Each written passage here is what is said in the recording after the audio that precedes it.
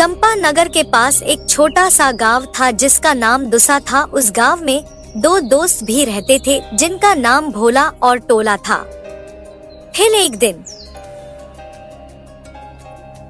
अरे भोला, अब तेरी शादी की उम्र हो गई है। अब तो लड़की देखकर जल्दी शादी कर ले। शादी कर लूं काका, लेकिन उसे खिलाने के लिए पास में पैसे नहीं है। वैसे देखा जाए तो टोला भैया भी शादी के लायक हो चुके हैं। हाँ, दोनों का जन्म एक ही साल में हुआ था। खैर, वो सब छोड़ो। अरे मूर्खो, कमाई धमाई पर ध्यान दो, वरना तुमसे कोई भी शादी नहीं करेगा। काका, हम करे तो करे क्या, आप ही बताइए। जो भी धंधा खोलते हैं वो 1 महीने के अंदर बंद हो जाता है। अरे धंधा चलाना तुम दोनों की बस की बात नहीं है। तुम्हें तो शहर जाकर नौकरी करनी चाहिए। हाँ, मैं मनोज की बात से सहमत हूँ।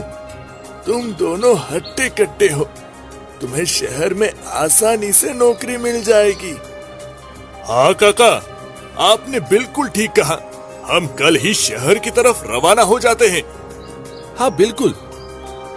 शहर में मन लगाकर काम करना, वहाँ चोरों से सावधान रहना। ठीक है। ऐसा कहकर भोला और टोला अपने घर की तरफ रवाना हो जाते हैं। सुबह होते ही दोनों शहर की तरफ रवाना हो जाते हैं।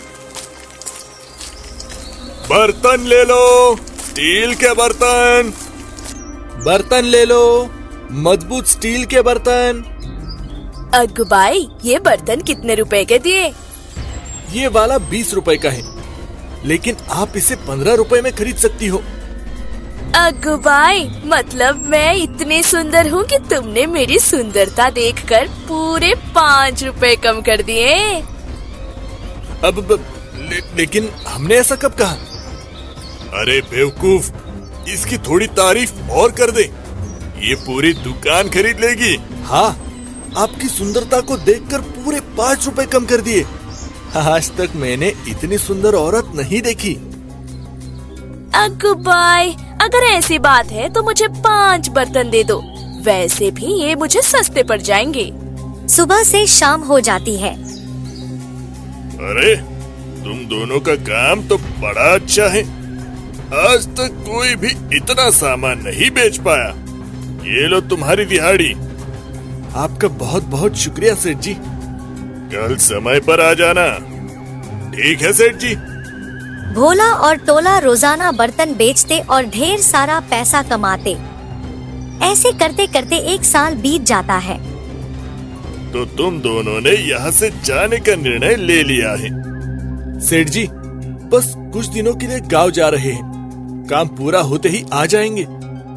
हाँ सेठ जी, बस कुछ दिनों की बात है।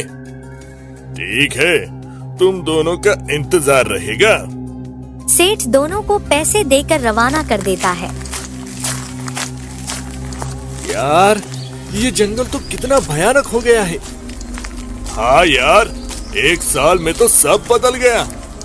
कुछ भी हो, हम दोनों ने इतना पैसा कमा लिया है कि अब हमें बाहर जाने की जरूरत नहीं पड़ेगी। हाँ बिल्कुल, लेकिन तेरे पास ज्यादा पैसे हैं। ऐसा क्यों?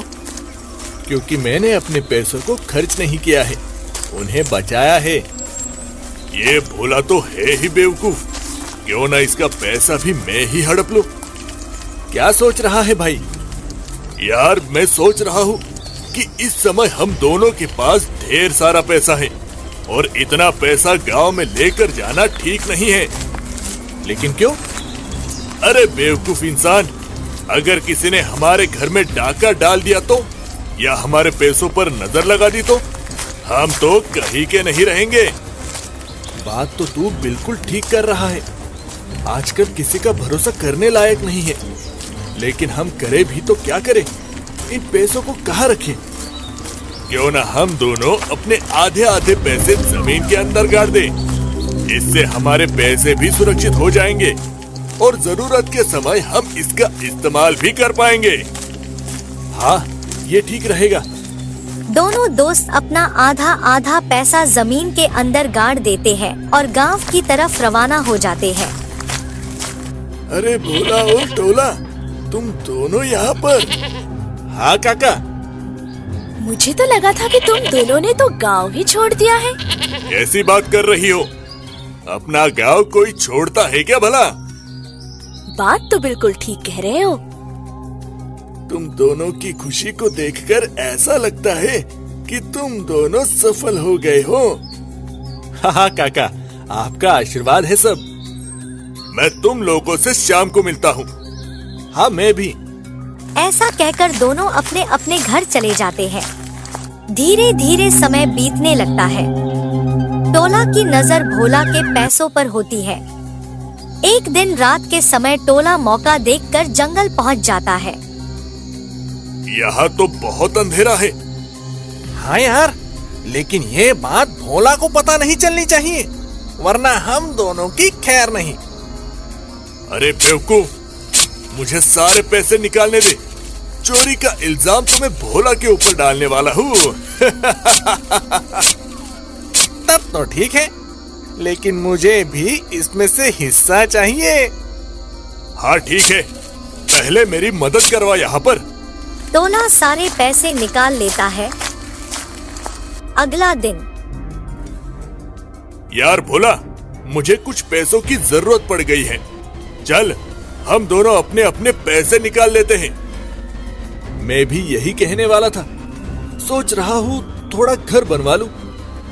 ये तो बड़ा अच्छा विचार है। दोनों दोस्त जंगल पहुंच जाते हैं और जमीन खोदने लगते हैं। अरे यार, हमारा पैसा कहाँ गया? वही तो मैं भी सोच रहा हूँ। देख भोला, सच सच बता दे, अगर तूने पैसे लिए हैं तो मैं तुझे कुछ नहीं कहूँगा। अरे, मैं अपने ही पैसे क्यों चुराऊंगा? तू चुरा सकता है, तेरी नजर तो पहले से ही थी मेरे पैसों पर। दोनों आपस में लड़ाई करने लगते हैं। ये बात गांव के सरपंच तक पहुंच जाती है। अब कैसे पता लगाओ कि पैसे किसने चुराए हैं? सरपंच जी, मैं बिल्कुल सच कह रहा हूँ, इसलिए मेरी गवाही वन राजा देंगे। ये क्या कह रहे हो? काका, जहाँ हमने पैसे छुपाए थे वहाँ बलदुक का पेड़ था।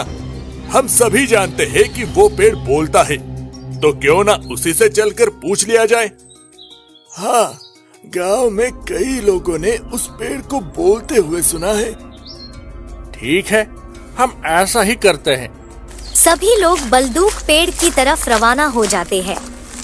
हे बलदुक पेड़, तुम इन गांव वालों को बता दो कि पैसे किसने चुराए हैं। पैसे तो इस भोला ने ही चुराए हैं। मैंने अपनी आंखों से इसे पैसे चुराते हुए देखा है। लेकिन ये सब कैसे हो सकता है? देखा गांव वालों, यही असली चोर है। अरे पैसे चाहिए थे तो मांग लेता, दोस्ती के लिए तो मैं जान भी दे सकता था। काका, आग लगा दो। ठीक है। भोला के इशारे पर बूढ़ा व्यक्ति बलदूक पेड़ में आग लगा देता है। थोड़ी देर बाद पेड़ से मक्की निकलता है। बचाओ, कोई बचाओ, आग आग, बचाओ आग। ये तो अपने गांव का मक्की है। हाँ, यही तुम लोगों को पागल बनाया करता था। भाग ले टोला, तेरी भलाई इसी में है। टोला जैसे ही भागने की कोशिश करता है, भोला उसे पकड़ लेता है। गांव वाले टोला और मक्की को मारने लगते हैं।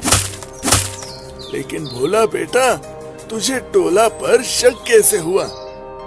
काका, पहले ये मक्की मेरे साथ ज्यादा रहता था, तो नशे की हालत में एक दिन इसने मुझे बताया था कि यही पेड़ के अंदर छुपकर लोगों को डराता था।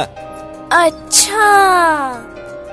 जैसे ही टोला ने कहा कि पेड़ मेरी गवाही देगा, तो मैं सारा खेल समझ गया। तभी मैंने आपसे कहा था कि आग लगा दो।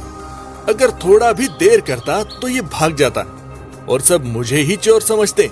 गांव वाले टोला और मक्की को मार मार कर पुलिस के हवाले कर देते हैं। भोला को उसका पैसा वापस मिल जाता है। इसलिए दोस्तों हमें जितना मिले उतने में ही खुश रहना चाहिए, क्योंकि अति किसी भी चीज की हानिकारक होती है।